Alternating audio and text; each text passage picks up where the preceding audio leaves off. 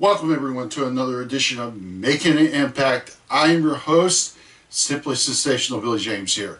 We got a lot to talk about on this week's Impact Wrestling. We got the contract signing between EC3, Ethan Carter III, and the TNA World Heavyweight Champion Kurt Angle. EC3 is going to get his title match and from bell to bell, 2 hour non-interruption Impact Wrestling on July the 1st. Also, we have in Knockouts Tag Team match, we have Brooke and Awesome Kong taking on the Dollhouse, Jade and Marti Bell, with unique stipulations, and we'll talk about that a little in the show. Plus, Brown takes on another former Impact Wrestling superstar. Who will it be? And much more. Plus, Magnus confronts the Cowboy James Storm over his actions with Mickie James, and a lot more, and we're going to get all to it. Also, we got Slammiversary coming up, and much more. So get ready, and we're going to start right now.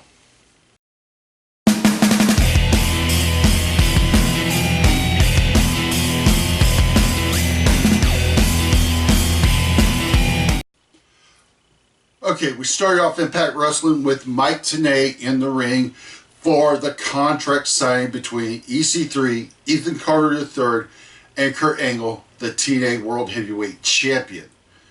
Well, EC3 signs the contract and he tells Kurt Angle, you are very well the best in the business because you've beaten men you can't even see, dead men, the phenomenal ones, and the icons. But he says, you haven't beat me, and that verbal torch will be passed to me when I beat you for the TNA World Heavyweight Championship. Kurt Angle makes it very clear that he is going to end EC3's undefeated streak because he's in the best shape of his life, and that EC3 is not going to be able to hang with him, and he signs the contract. So it is official. On July the 1st, on Impact Wrestling, bell to bell, Kurt Angle will defend the TNA World Heavyweight Championship against Ethan Carter III, EC3. After the contracts are signed, Mike TNA makes an announcement that each have agreed to a warm-up match, and that your opponent will be picked by the other. In other words, Kurt Angle will pick EC3's opponent, which EC3 will face tonight, and Kurt Angle will face an opponent of EC3's choice next week on the live edition of Impact Wrestling. Well, Kurt Angle wastes no time announcing who EC3's opponent is going to be. It's former TNA World Heavyweight Champion, an MMA fighter, the Destroyer, Bobby Lashley. That's right, so the main event is set up. EC3 taking on Bobby Lashley. I thought they made their points very well. Took about maybe 10 to 8 minutes. Everything was well meshed, well done. And it's going to be interesting to see these two go in 2 weeks. So, but later on tonight, it's EC3 taking on Bobby Lashley.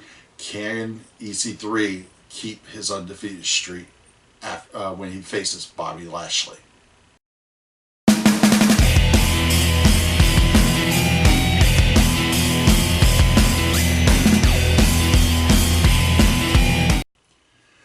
Okay, we had the Wolves, Davey Richards and Eddie Edwards, come down to the ring and to talk about the Dirty Heels, and talking about how they thought they were, that talks about Davey Richards talking about how they've beaten everybody that's been thrown at them since they came to TNA, talking about they beat the Bromans, they beat the Hardys, they beat Team 3D, and they figured they would be taking on a quality tag team like the Dirty Heels, but no, they had to go and live up to the name and cheat.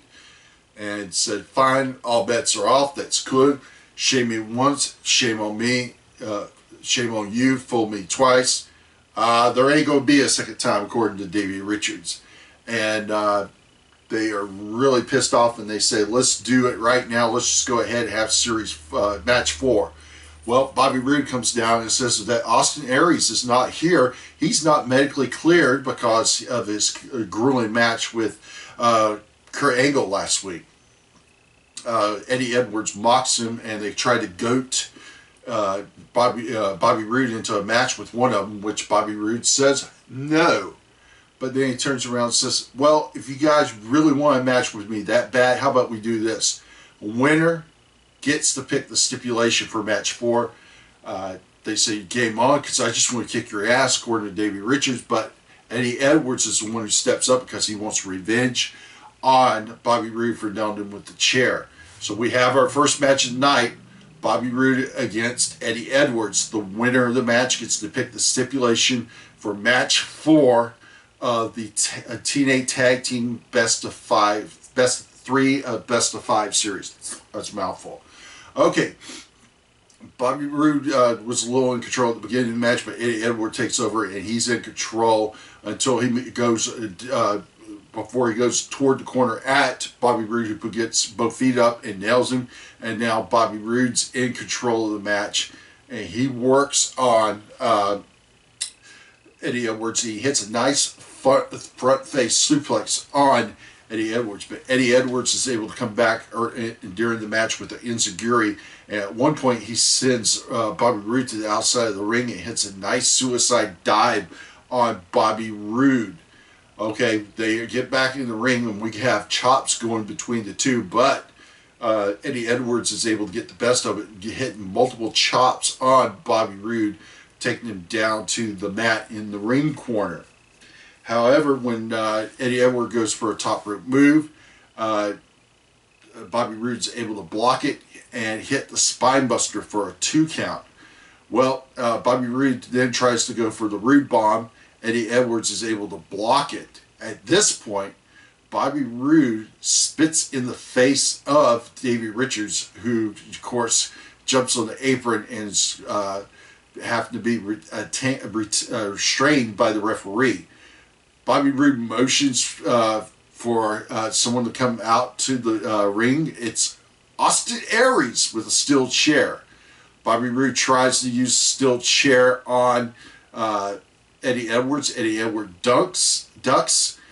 Davey Richards is able to grab the chair, take it away from Bobby Roode. When Bobby Roode's guy's back turned to Edwards, he rolls him up. Schoolboy, 1, 2, 3.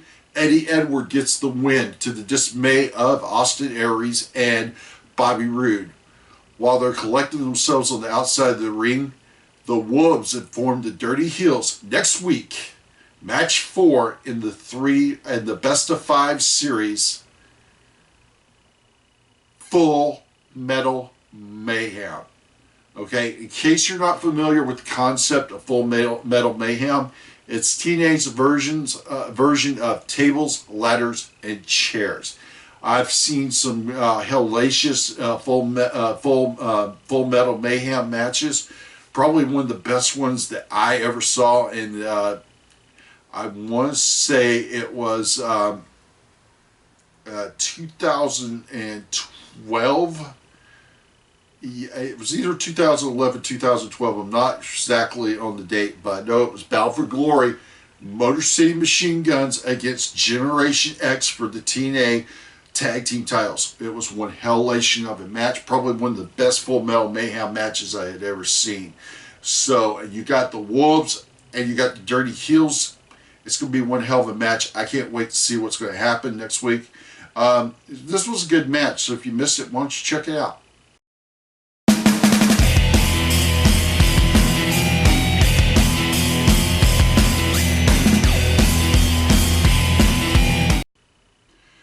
Okay, we had Bram with his open challenge to any former Impact Wrestling superstar, and I'm not kidding you, I can't even believe this shit. The person to answer his challenge was Joseph Park. Are you fucking kidding me, TNA? If this is the first time you've ever watched the Making an Impact, or you're not familiar with my reviews, Anybody who knows me knows I cannot stand the Joseph Park character. And for the love of God, why they had to bring it back is beyond me. Anyway, he's in the back talking to Jeremy Borash, who says, I've fallen on hard times. I guess that's a little reference to Dusty Rhodes. Joseph Parks, you are no Dusty Rhodes, my friend. There's only one Dusty Rhodes. God rest his soul. Talks about how he fell on hard times. He lost his law firm, lost his money in social media ventures. He even lost his teeth. In case you didn't know, Joseph Park is Abyss, okay? So, anyway, so we have the match. Bram dominates the majority of the match. It's fought under no disqualification, so weapons were allowed. Bram has set up a table, was going to use a chair, and a kendo stick.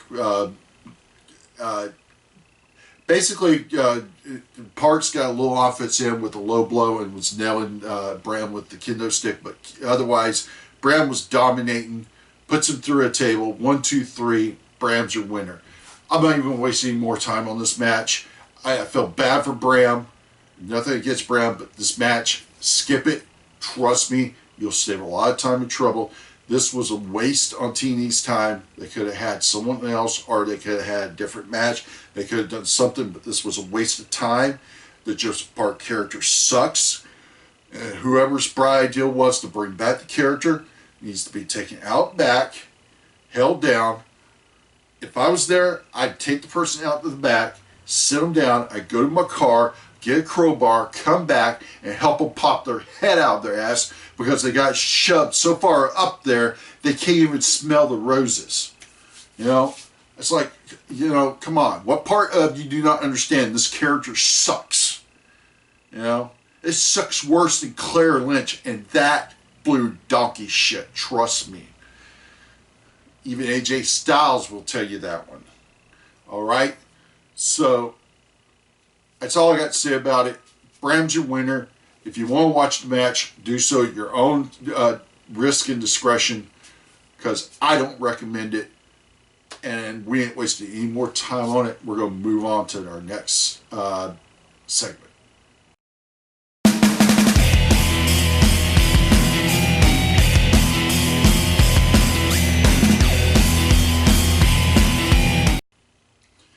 Okay, we had our Knockouts tag team match. Brooke and Awesome Kong taking on the Dollhouse.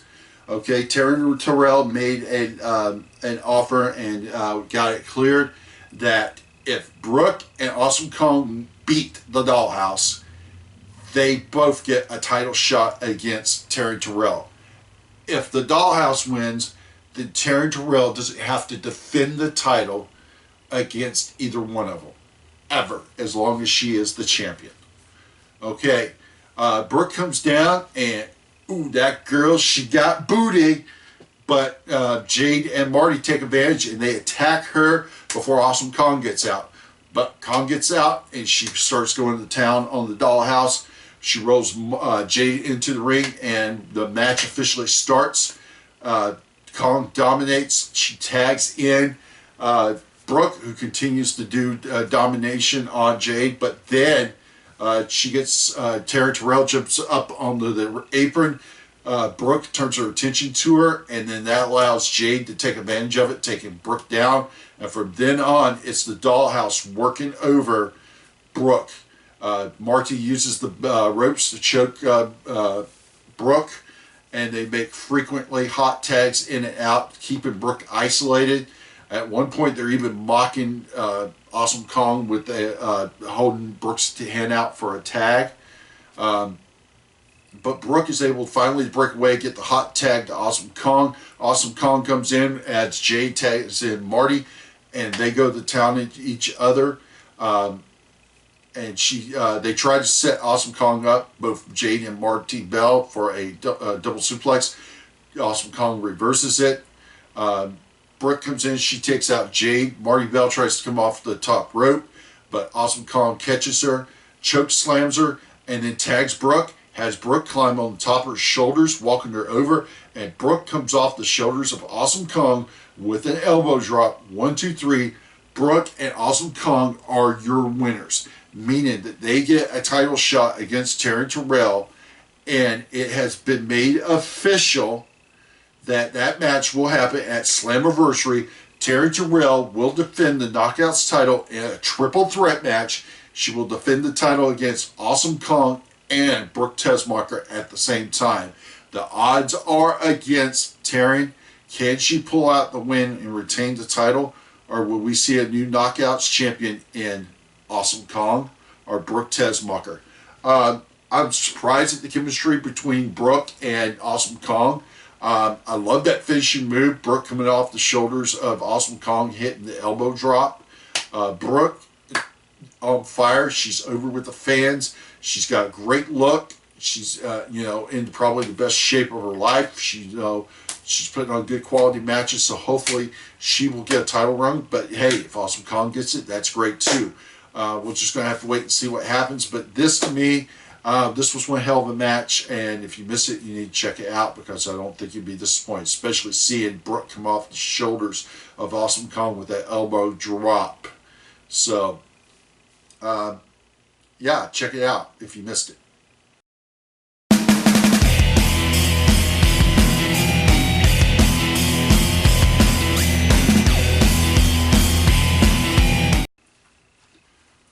Okay, we had Christy Hemme in the ring with the Sarge, Chris Menendez, asking him what it felt like when Eric Young took his leg off and was choking him with his leg and beating Kurt Angle with it. He said, Menendez said what Young did was disrespectful to him, disrespectful to the uniform, and he was pissed off about it. Eric Young comes down and says, dude, you went to war and you made a sacrifice, and that yeah, you're a war hero and you served your country, but I really don't give a damn. I only care about myself. And it makes it very clear to him. It says, in this stage of your life, I'm a general, I'm a god, and you are nothing.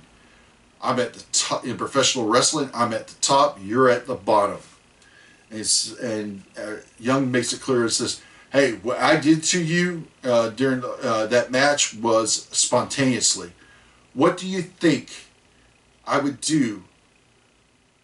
He says, do you really want to get in the ring with only one leg with a world-class maniac?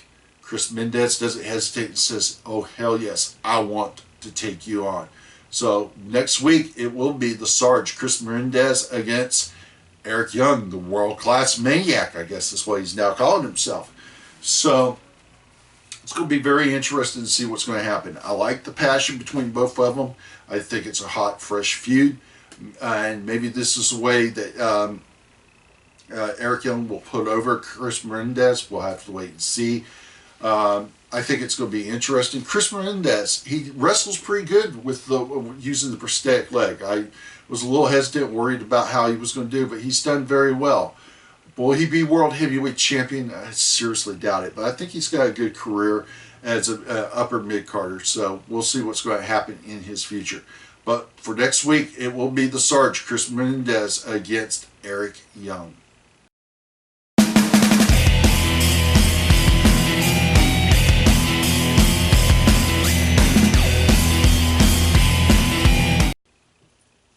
Okay, we had Jesse Gonzer take on DJZ.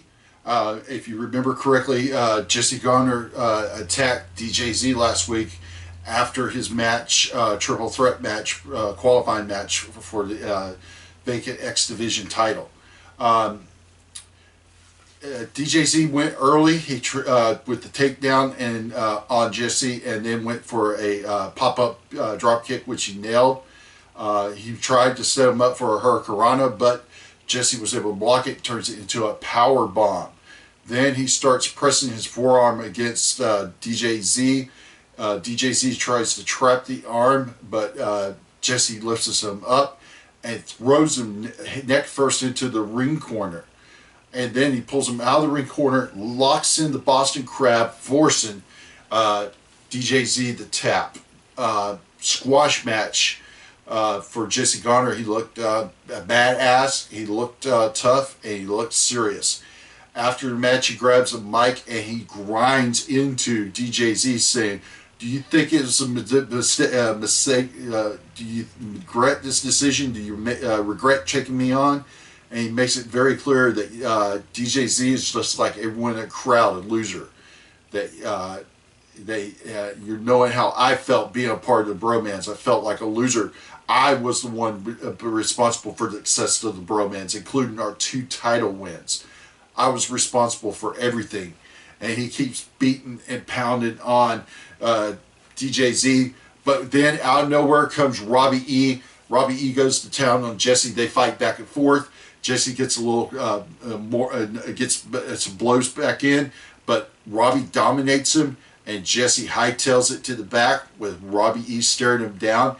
And it's been made official at Slammiversary. It will be a battle of the bromans. Jesse Gonzer taking on Robbie E. This is going to happen at Slammiversary. Can't wait to see it. The match itself was irrelevant. It was storyline progression, and it paid off very well. We're going to have that match at Slammiversary. Hopefully these guys will get the shine. It's going to be interesting to see. Can't wait for it. And it'll be interesting to see where DJZ is going to fall in as the third wheel in this now blown out feud.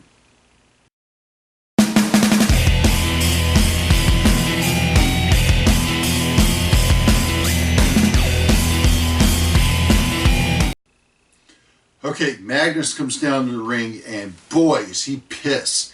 And he says, right now, James Storm, get your ass out here right now. This show ain't continuing until you get out here. Security comes down, and Magnus tells him, don't you dare touch me, because I'll break you in half. I'm not leaving until Storm comes out. Storm comes out the ring and tells... Magnus says, hey, you tried to tell Mickie about me. But you see, you came across as the jealous one, the one who didn't trust her. You had cameras following her. You made me look like the good guy. Now, what are you wondering what she was doing when those cameras were off? This infuriates Magnus even more, who heads toward him. Storm pops to the, leaves the ramp for a minute. He comes out with a shriller telling Magnus, you need to be careful who you have watch your son. Storm says that he tried to have Mickie take the pledge and join the revolution, which she declined. He then proceeds to call Mickie a sorry excuse of a woman, and he sees why she's with Magnus, because he's a sorry excuse of man. Well, Magnus can't take more of this. He storms up there, nails Storm, no pun intended. He dashes up there, nails Storm with a hard right, knocking him to the floor, and nails him again. The security guards try pulling him off of there, and when Magnus is able to get the security guards off of him and charge at Storm again, Storm pushes this baby stroller off of the rampway. Magnus panics, only to discover that the sadistic Storm just had a baby doll in the stroller, with Storm disappearing. This feud has been well built. It's been stewing, and I think they just lit the fire even more, and it's going to be interesting. It's going to be awesome, because it's been made official. The Cowboy James Storm faces Magnus at Slammiversary. What's going to happen? It's going to be interesting. Is the Revolution going to get involved? Is Mickie James going to be there? We don't know what's going to happen. Now, let's talk about Mickie James real quick. She's fine, in case anybody's wondering. She's currently not scheduled to be at Slammiversary. This weekend, the weekend of Slammiversary, she's going to be in Miami at the SuperCon there in Miami. But it is very possible she could make it to Slammiversary because it's not that far. She could leave, say, at 5 o'clock and still make it to take a flight to Orlando. She could make it for Slammiversary. We don't know. As currently as it's tentatively slotted, she will not be at Slammiversary, but it will be interesting to see what's going to happen. TNA's done a great job with the storyline. I love the build up to this feud, and it's going to be one hell of a match. Can't wait to see it. It's going to have a lot of emotion to it, and that's one of the great elements to make it a great match and make it a memorable feud. So it's got all those elements. We're just going to have to see if it all meshes together when Magnus and James Storm come head to head at Slammiversary.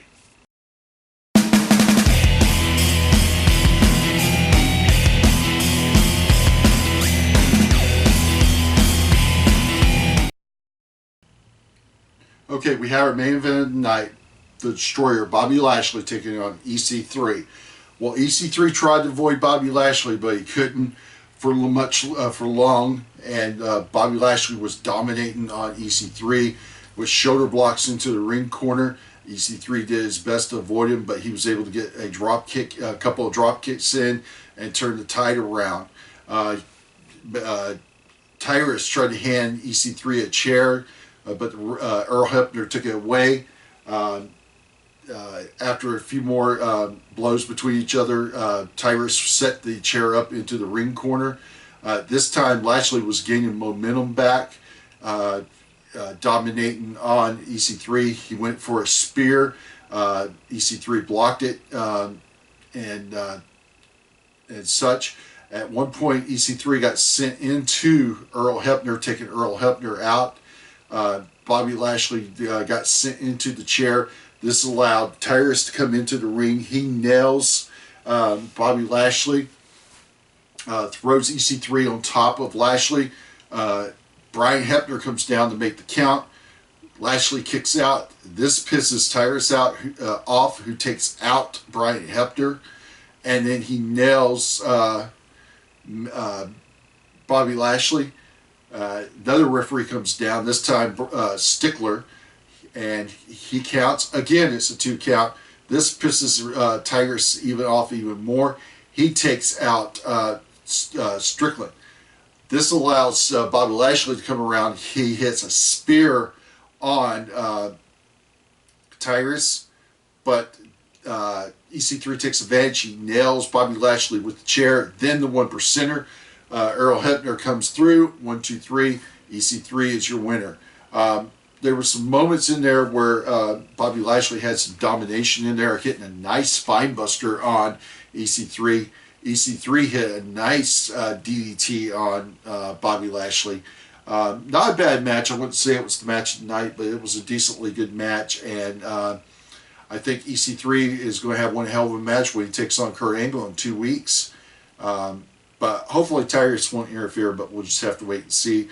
Nevertheless, good match. If you missed it, you need to check it out and watch it. But if you don't have a lot of time, then don't worry about it. It's not that big a deal, but it was a good match. So if you got time, check it out.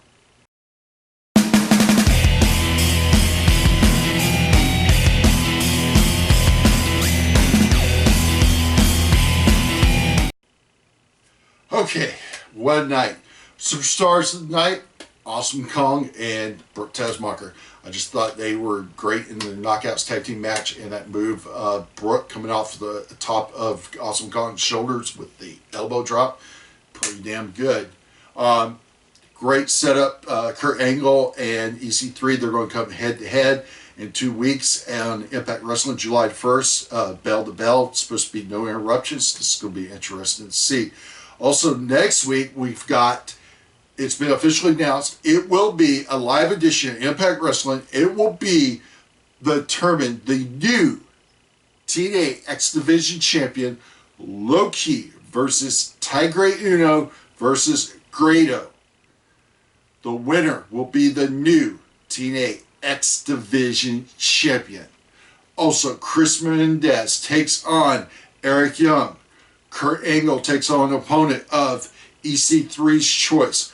Also, it's been announced on ImpactWrestling.com that TNA officials will make an official ruling on the status of Velvet Sky. Is she a part of TNA now, or will she be gone forever? We're going to find out this upcoming Impact Wrestling what is in the future of Velvet Sky. Also, coming up is Slammiversary. We already know some matches happening. We also know that, hey, it's the return of King of the Mountain. In case you didn't know, King of the Mountain is a reverse ladder match. The concept of the match is there are usually 5 people in the match. You have to pin someone or make them submit. Once you do that, the person who was pinned or submitted has to go into a penalty cage for 2 minutes. The person who scored the pinfall or submission now becomes what is eligible. That means they can get the championship belt. Usually it's a World Heavyweight title match, but it hasn't been announced what belt is going to be on the line in this King of the Mountain match. You take the belt, you climb the ladder, and you try to hang the belt on the a ring hanging above the ring. The person who accomplishes that becomes the new champion. Usually it's the TNA World Heavyweight Championship that's on the line in this type of match. Like I said, it hasn't been announced who's in the match, but it's going to be great because this was a staple of Slammiversary. It should never have gone away. We already know that Cowboy James Storm is going to be taking on Magnus. Now we have Robbie E versus Jesse Gonzer. And we also know we're going to have a TNA Knockouts title match at Slammiversary. Taryn Terrell defending in a triple threat match against Brooke Tessmacher and Awesome Kong. So it's going to be interesting to see what's going to happen there. So also thank you TNA for, while it was brief, thank you for your tribute to Dusty Rhodes. As you know, I did my tribute last week, and you know, God bless his soul. Dusty, you're going to be missed, my friend. Trust me on that. So that's it for this week's edition of Making an Impact. I've been your host, Simply Sensational Billy James. Hey, do not forget, every Tuesday, it's brought to you by the Nerdport Network on Blog Talk Radio, The Wrestling Debate. Come join myself, my good buddy, partner in crime, John P. Mayer, the Shark, Sean Williams, Michelle, Andrew B., Stat Boy, and a whole lot of others. We talk about WWE, TNA, Ring of Honor, Lucha Underground. We talk about all independent wrestling, so come check that out. Also on Wednesdays, my good buddy, I just talked about him, John P. Mayer, who it's back and it's better than ever. He has his finger on the pulse of independent wrestling, especially up in the New York, New Jersey area. Pro Wrestling Syndicate. He gets some great interviews with promoters and wrestlers. You gotta check it out. It's an independent point of view. It's every Wednesday on Blog Talk Radio, brought to you by the Nerdport Network. You can check it the times on the Nerdport Network's Facebook page. Also on Thursday nights, it's Dirty Divas with Michelle and Liz. You gotta check that out. Also, that's brought to you by the Nerdport Network on Blog Talk Radio. Check the Nerdport Network's Facebook page for times. Okay, well, that's it for this week's edition of Making an Impact. I've been your host, Simply Sensational Billy James. Join me back next week. We'll have another edition of Making an Impact. And we'll also have my predictions for Slammiversary. So you got to check that out. I say it once, I say it twice, I say it 3 times because it sounds so good. I'm Simply Sensational Billy James, and I'll catch y'all next week.